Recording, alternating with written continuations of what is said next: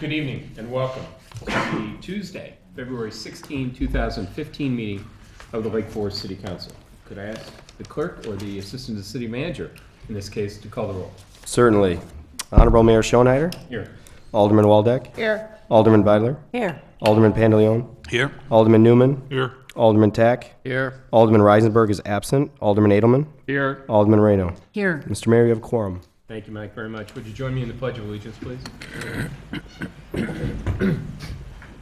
I pledge allegiance to the flag of the United States of America and to the republic for which it stands, one nation, under God, indivisible, with liberty and justice for all.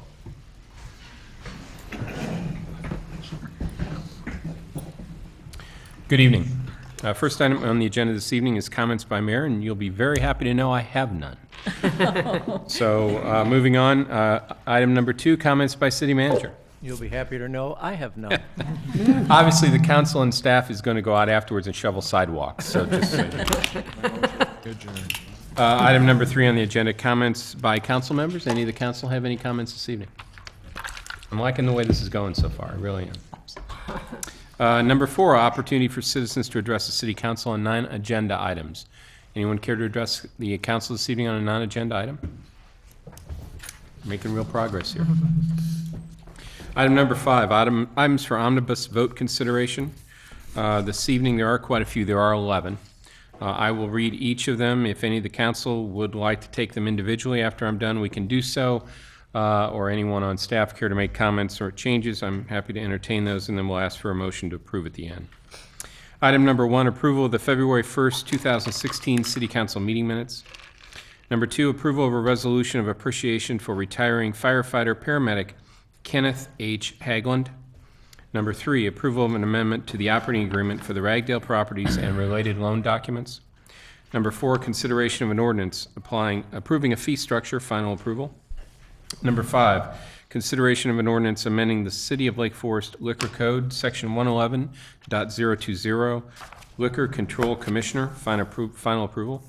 Number 6, approval of an audit committee recommendation to award a contract with Baker, Tilly, Verschow, Kraus, LLP to provide audit services. Number 7, approval to extend the city's office supplies contract. Number 8, consideration of ordinances approving recommendations from the Building Review Board. First reading, if desired by the City Council, final approval. Number 9, consideration of extension of contracts relating to the completion of the cleanup of the city's former municipal services site. Number 10, consideration of an ordinance amending the traffic code, Title 7 of the City Code is recommended by city staff, final approval. And number 11, ratification of the adoption of a resolution adopting a revised special event policy for the City of Lake Forest. Any council member care to take any of those individually? Vic? I'm not a council member, but I would like to note that we have a typo on it's on page 14 of your packet. The date on the minutes should be Monday, February 1st, 2016. And I believe that was from the keen eye of Alderman Beidler. Thank you, Alderman. I'd like to ask just a quick, maybe Bob Kiley can give us a 30-second explanation of the the Ragdale amendment. I mean, I read the amendment. I think I understand what's going on, but I think it'd be helpful to have a little color. Certainly. You might recall that maybe a year and a half ago, we approved an amendment to the agreement with Ragdale for the loan documents that we have that were taken out when they renovated the main house.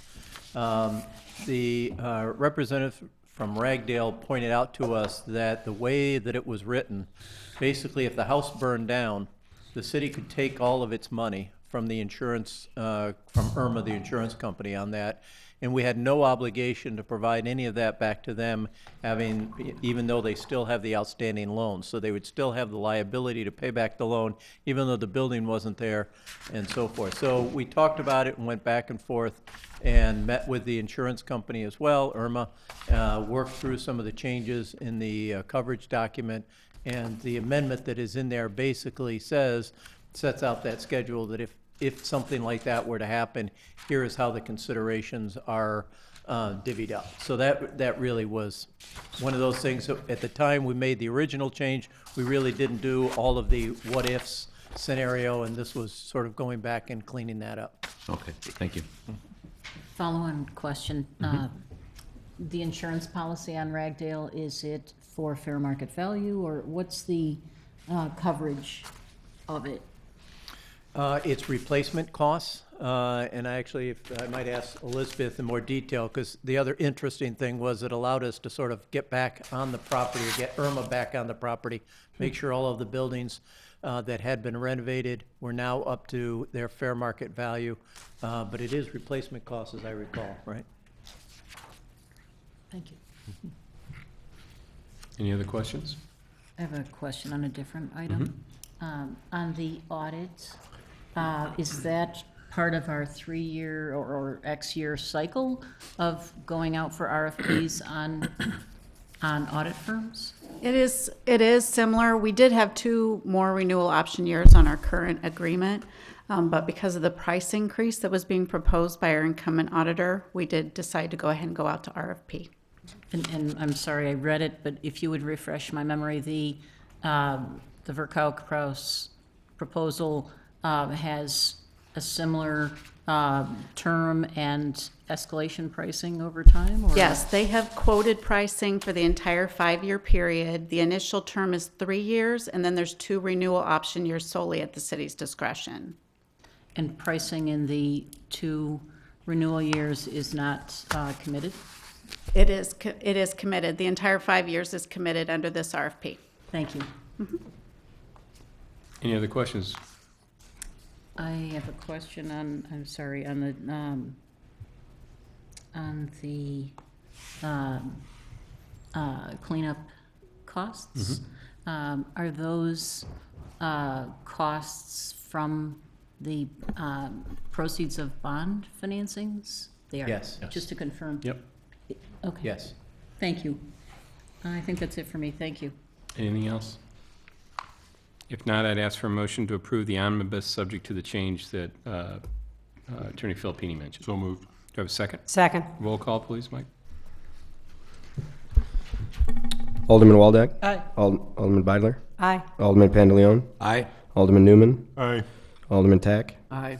Alderman Edelman. Aye. Alderman Reno. Aye. 7 yeas, 0 nays, motion carries. Thanks, Mike, very much. Next item on the agenda, item number 6, ordinances. Consideration of an ordinance amending the City of Lake Forest Liquor Code, Section 111.037, number of licenses, waive first reading if desired by the council, grant final approval, presented by Bob Kiley, City Manager. Thank you, Mr. Mayor, members of the council. The City of Lake Forest has received a request from Coffee House Holdings, AKA Starbucks, for a liquor license, both a C1 and a C3 class license that would allow for the consumption of beer and wine on premises. So there's no package, no taking off premises. The C1 is within the building. The C3 would be out in the courtyard. I think you know that there's been a lot of conversation about Starbucks moving over onto Western Avenue, so the back end would be in the courtyard behind Market Square. And so the proposal, the ordinance is before you this evening, would increase the number of Class C1 and Class C3 licenses. You are not actually issuing the license tonight, you're just amending the ordinance. The actual issuance of the license rests with the liquor commissioner or the mayor of Lake Forest. And so if the council was to make this modification, then the mayor, at the appropriate time, once all the other background checks and so forth were completed, would then be in a position of issuing the licenses. I do know that there are, I believe, representatives from Starbucks here this evening. If you have any specific questions for them or the city attorney, or I would be happy to answer any. Bob, I'm curious to know how many liquor licenses are currently outstanding. I'm totally in favor of this. I'm not planning to obstruct. I'm just curious. Well, there are actually none outstanding. The city No, has I mean, a how many we have issued. total? Oh, boy, I don't have that number in front of me. you know, because it would be, this would be to pack to stores grocery stores, and I don't think we have a freestanding liquor store in town, do we? There's different ones And as well, restaurants? Alderman, about, clubs have different licenses. Okay, So okay. there's different categories of Okay, licenses as okay, well. Okay. I think But- the city attorney is saying we have a total of 50. Okay. But that includes all the clubs and Sure. and other places like I- that. And there is solid precedent for adding, I mean, the original suggestion, as I was reading it, I haven't had the pleasure of voting on this kind of issue yet, so I want to be sure I'm doing it right. But there's plenty of precedent for expanding the number of licenses in whatever we see as appropriate places. That's right, and not we've done an it issue. this way historically because there is not an available license. So somebody could not come in and just meet with the mayor and say, can you give me a license? There's actually a process where we have to amend the ordinance. So like if a business went out of town and left and vacated their license, we would actually come in and amend the ordinance to reduce the number of licenses that are available. Okay. So that we never have an available license Yeah, that somebody can just interesting. walk in off the street. Yeah, I think it's a good system. And to put a sharper point on Bob's point, that with these licenses, it would be 50 licenses, not 50 establishments, I because some have understand. multiple licenses. I understand. Okay. Bob, do you know what are the operating hours of Starbucks? Is it? I'm going to ask Representative Starbucks to, could you please Do you mind come forward? up Thank and you. identify yourself, please? I'm not a coffee drinker, so I can't tell you when they're open. Yeah, but are you a beer drinker? I might be going to Starbucks in the future. Good evening. My name is Harlan Powell. I'm the attorney for Starbucks. And with me tonight is Jill Dwornik. She's the store manager, and I believe she can answer your operational questions. So we're open 5 a.m. to 9 p.m. And I guess based on when liquor sales would start, we would, 4 p.m. or on until 9 p.m. would be the latest. And that's 7 days a week, but you close at 9 p.m.? Yes. Okay. And what about the, in terms of the outdoor liquor consumption, for lack of a better term, are those hours the same for that? Same operational hours. Jill, while we've got you up there, or perhaps Colin, can you give us an update on timing? And a lot of people in the community are very eager to see you open your new store. So anything you could shed on that would be great.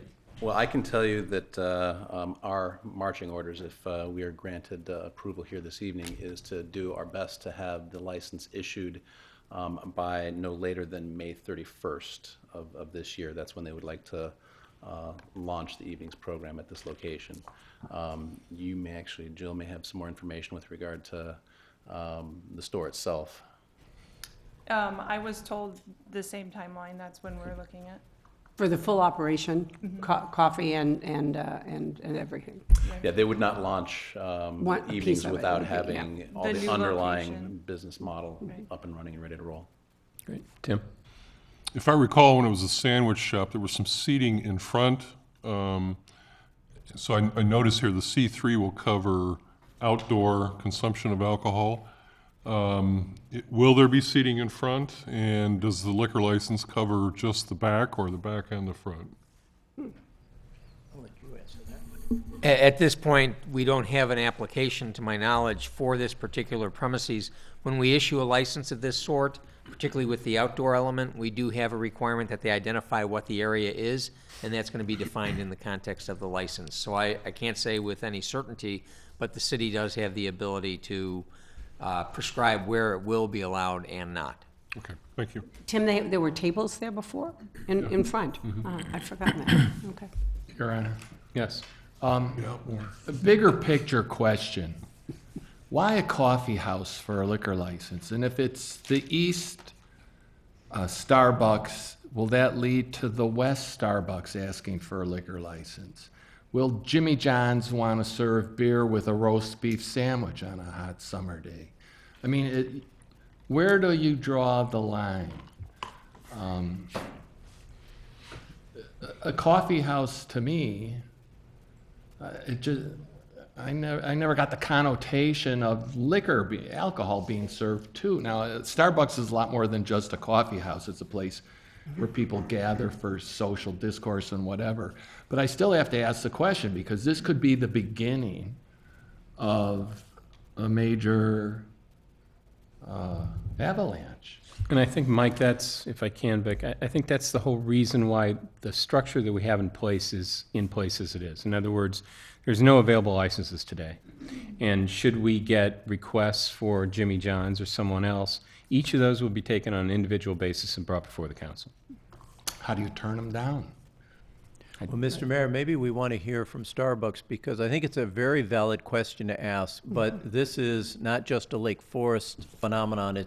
There's a corporate shift, and maybe they could articulate that a little. Yeah, certainly. It's an excellent question. And actually, there is a sort of a long history of coffee houses, particularly in Europe, being associated both with food, non-alcoholic beverages, but also beer and wine. And that's a little bit of the flavor that Starbucks is hoping to bring to Lake Forest.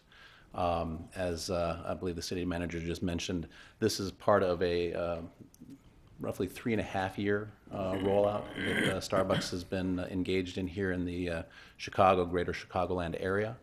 The concept here is really to create a similar atmosphere in the afternoon that Starbucks users already experience in the early morning, mid-morning, maybe even the lunchtime hours.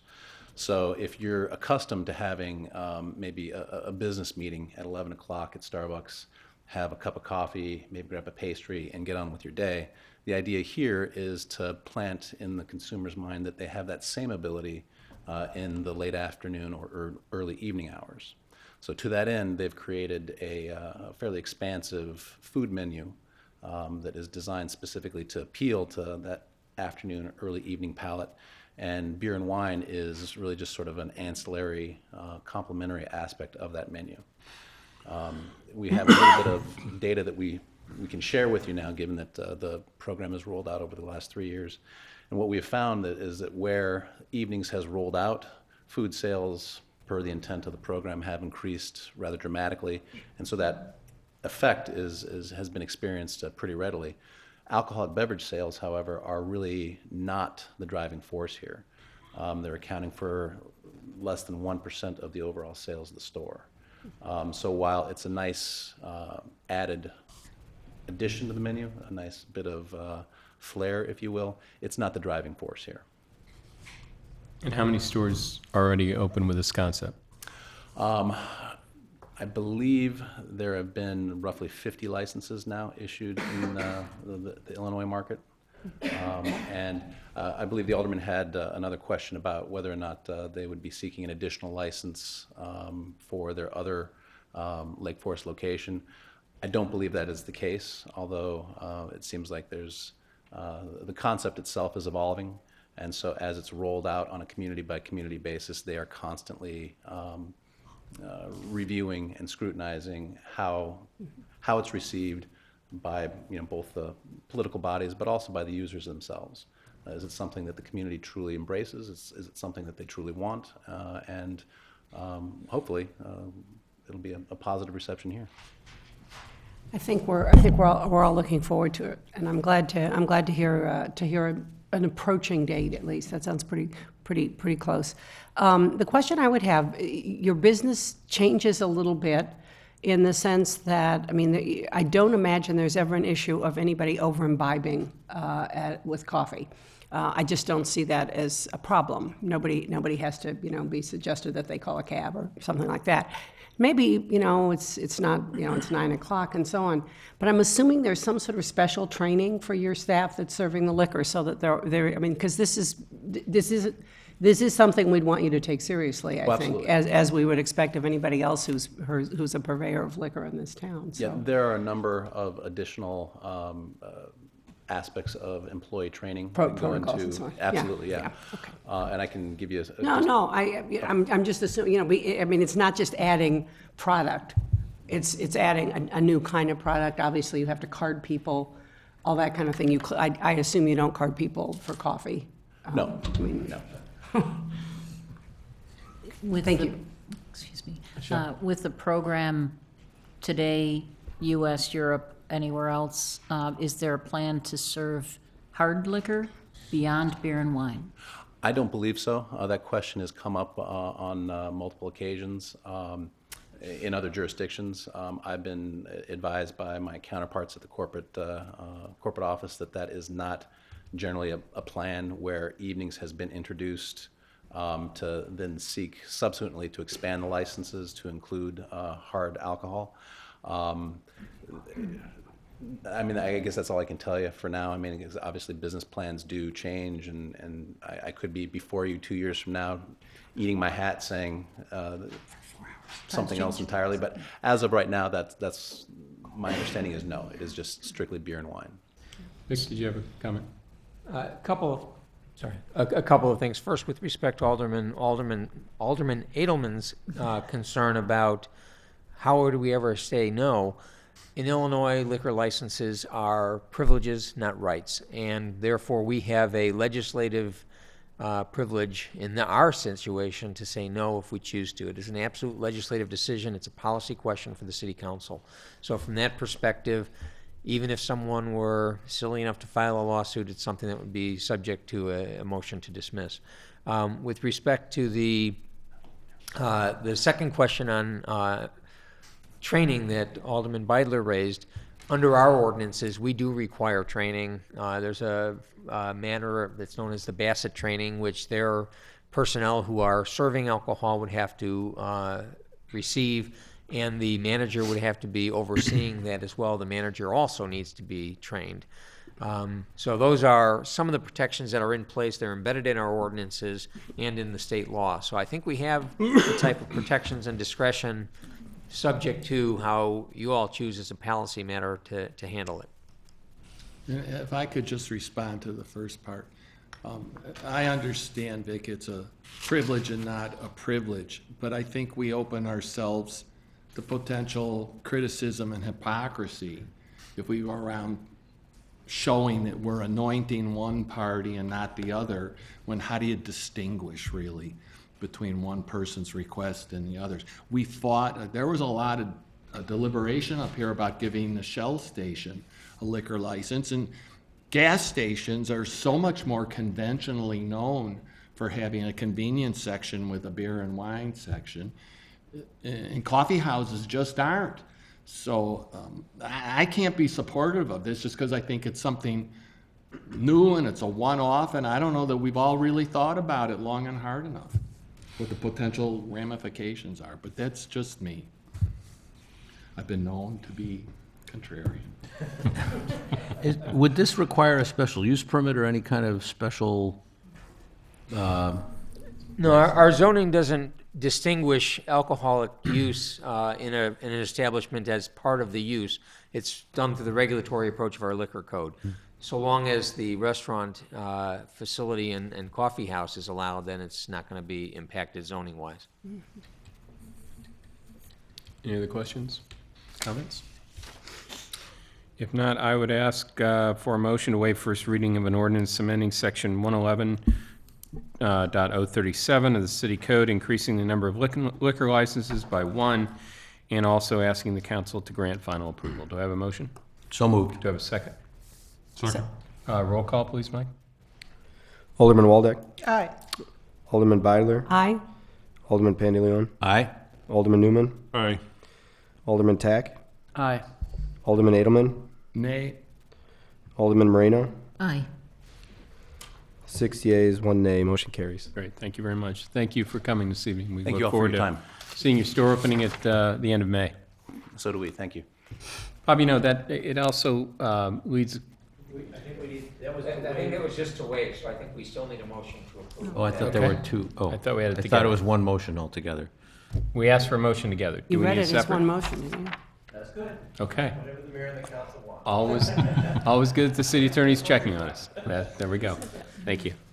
I was going to say, you know, one of the questions I'm sure a lot of the council gets is kind of the status and the update of what's happening in Market Square. And I think hearing what's going on with them and hearing now a target date for their store opening, and I think all of us are curious. I think it may be appropriate, it might be nice to have Michael Schreiber come back in front of the council and give us a briefing on progress they're making with new tenants. They're moving a lot of tenants around, so maybe perhaps if we could reach out to Michael and see if we could get him in a relative short order to give us an update, I think that'd be helpful. Okay, Great idea. we'll do that.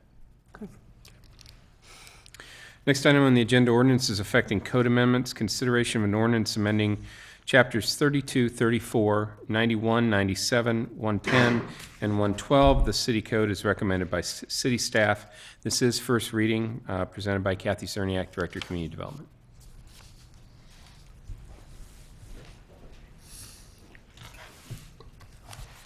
What you see before you is really a compilation of comments from staff from various departments. I wasn't intending to go through those proposed changes, but I'd be happy to try and answer any questions with the help of the city attorney.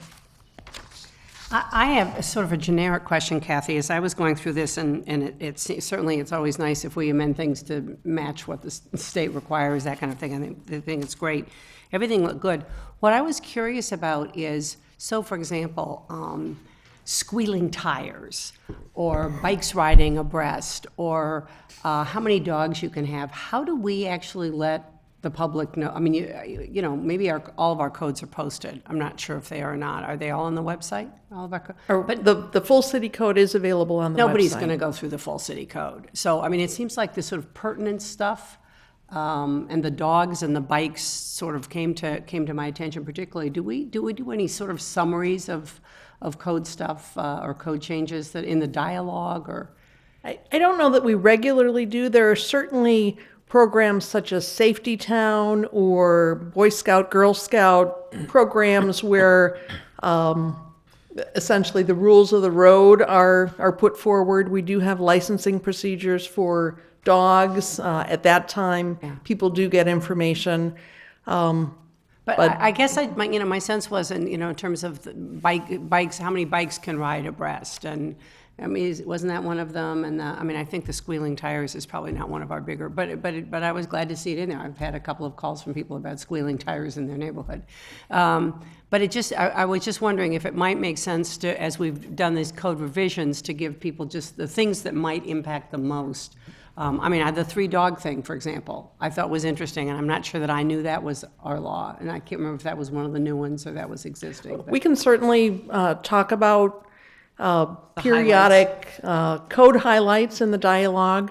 The 3 dogs was in effect 30 years ago when I moved Was it? here. Was it? But if you moved to town, would you just? How would you know that? You asked. I mean, we had 5 dogs, so I asked. And they told you what? 3 dogs. It sounds like What a lot happened to of the dogs other me. 2? I put up a stockade fence, and 3 of them were the same breed, so nobody could tell they were. And it ended up being a 3-dog night. Anyway. Couldn't help myself. I'm down to 1. Statute of limitation. That's it for me. We hear you, and we will give that some consideration. Any other questions of Kathy? If not, I would ask the council for a motion to grant first reading of an ordinance amending chapters 32, 34, 91, 97, 110, and 112 of the city code. Do I have a motion? So moved. Do I have a Second. second? Do I have, all those in favor? Aye. Opposed? Hearing none, motion passes unanimously. Next item on the agenda, new business, consideration of a resolution stating support for a future amendment to the Bannockburn Lake Forest jurisdictional boundary agreement under certain conditions, presented again by Kathy Cerniak, Director of Community Development. Thank you, Mr. Mayor, members of the council. In response to a request from the Village of Bannockburn, beginning on page 136 of your packet, you do have a resolution that is really the first step in the council's consideration of an amendment to the existing jurisdictional boundary agreement between the city and the Village of Bannockburn. The boundary agreement pertains to the parcel located on the northeast corner of Route 22 and Waukegan Road, commonly known as the Beeson property, located, that red dot right there, northeast corner of Waukegan and 22. The boundary agreement was first entered into in, I believe, 1987. It was extended in the early 2000s, and it really was put in place to assure that there'd be some coordinated planning at the time that corner developed. It provides for shared annexation of that parcel. The Village of Bannockburn has been approached by Mariano's. Mariano's intends to develop the northern half, essentially, of that property. And the request has been presented to Bannockburn to allow that property to be annexed into Bannockburn and developed consistent with their regulations. The resolution in your packet acknowledges that annexation of that property to Bannockburn is reasonable. That property is located very close to another commercial development in Bannockburn, is located closer to essentially the center of Bannockburn. Bannockburn is better positioned to provide water to the site. The city of Lake Forest would certainly be involved in providing mutual aid for public safety.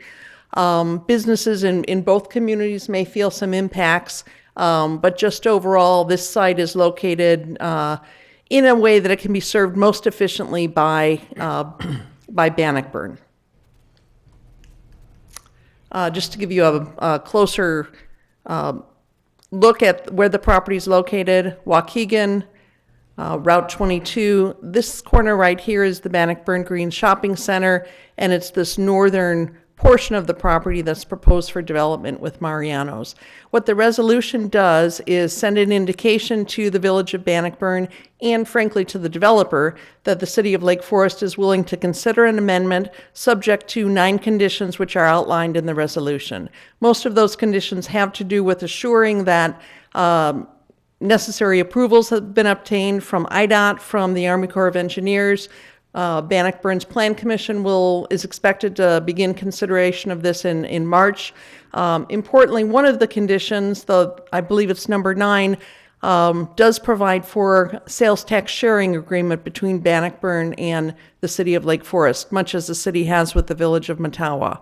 This simply recognizes that although the property would be annexed to Bannockburn, the city would be providing some level of service, and certainly there may be some economic input. So if you choose to do so, it would be appropriate to approve the resolution tonight. This does not amend the boundary agreement. If in fact the approvals proceed, we would be back before you with language amending that agreement and also with a sales tax sharing agreement. I'd be happy to answer any questions. Questions for Kathy? A couple of questions. You mentioned the sales tax sharing agreement. Has Bannockburn agreed to that, to the 40%? They have indicated that they are comfortable with the 40%, and it is 40% of the municipal portion of the sales tax. So it does not include the home rule portion. It does not include the home rule? Bannockburn has a 0.5% home rule sales tax Oh. on top of the 1% that they Okay. get from the state. So Okay. our 40% is only part of the 1%. Okay. And you mentioned we have a similar agreement with Mattawa? We do on Oh, that covers the Oasis. the, yeah. I gather it Correct. doesn't cover the Costco. No. That's really bad. That's Right. really too bad. Yeah. So- Yeah, 'cause The it the very sim- Oasis is half in the City of Lake Forest. Yeah, very similar. Actually, the Toyo Oasis is in Mattawa. It was part of the deal. It was an unincorporated Lake County. We came together, Mattawa and Lake Forest, and said, let's annex it into Mattawa with a 50-50 sharing of the sales tax revenue. Okay. So, okay. Well, That's it. Michelle, I'm sorry, do you have a question? Yeah, I was just curious. City of Lake Forest has no vote or determination of what might be done with that site. Is that correct? We have no rights. The boundary agreement does give the city the right to have review. Without amending the annexation agreement, this portion of that site could be within the City of Lake Forest. But yes, we have coordinated very closely with Bannockburn. They have reviewed our conditions. We've talked about aspects of the development such as drainage, extension of a pedestrian path, a bike lane along the western side, so there's been close communication. Well, Kathy, I think it's important to point out, this area right now is in unincorporated Lake County. And so initially, they were going before the county to get all of their approvals. And so I think to answer your question but for the boundary agreement with with Bannockburn, we do not have any jurisdiction over the property. Thank you. Mike? Yeah, I wasn't gonna even talk about why 40% instead of 50 on the sales taxes until you mentioned the home rule add-on that they get. So if we tried to, because I didn't want to come off being greedy, but as long as they get that home rule add-on, that extra tax, would it be out of line to ask to split the municipal tax 50-50? We have had those discussions, and we've really weighed the service impacts as well as the economic impacts. 40% is the number that has been agreed to. I will say that Bannockburn started lower, and we started higher. But 40%, again, looking at the impacts, seems to be a reasonable amount if it's acceptable to the city council. We used to provide water to Delmar Woods. We discontinued that, didn't we? Correct. Any other questions? If not, I would ask the council for a motion to approve a resolution in support of amending the jurisdictional boundary agreement between the City of Lake Forest and the Village of Bannockburn, subject to the conditions as detailed in the resolution, and to direct staff to prepare a sales tax revenue sharing agreement and amendment to the jurisdictional boundary agreement for future city council consideration once the conditions detailed in the resolution are met. Do I have a motion? So moved. Do I have a second? Second. Roll call vote, please, Mike. Alderman Waldeck. Aye. Alderman Beidler. Aye. Alderman Pandeleon. Aye. Alderman Newman. Aye.